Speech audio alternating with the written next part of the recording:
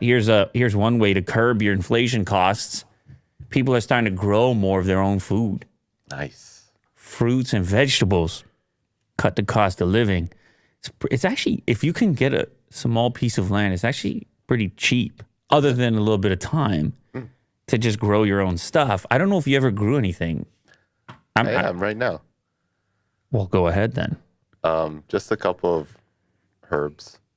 Oh, okay. Rosemary, thyme, basil. Nice. Yeah. Nice. So what they're talking about here is, even if you're in an urban environment, often there would be a community garden. You can get a little piece of it. Oh, okay.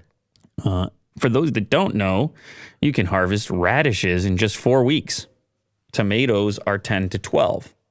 When I was a youngster, actually, I grew up in like a rural setting early in my life.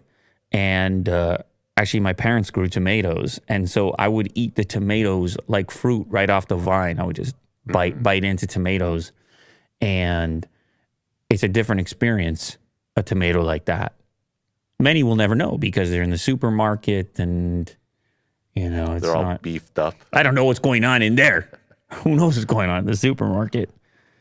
But yeah, the people in Manhattan and California, and they started out with house plants, and then they're like, I can do this.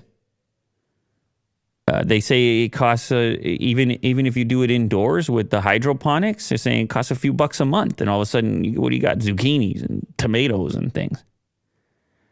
You might have some expenses if you want to do some extra nutrients and stuff. You want to become real serious about it, but it certainly is going to be a savings over going into the supermarket. Here's an example. James, who's 37, saves around $50 a week growing his own food, and he still buys some things, but he grows 10 kilograms of potatoes and 3 kilos of tomatoes, which lasts the family for 2 months.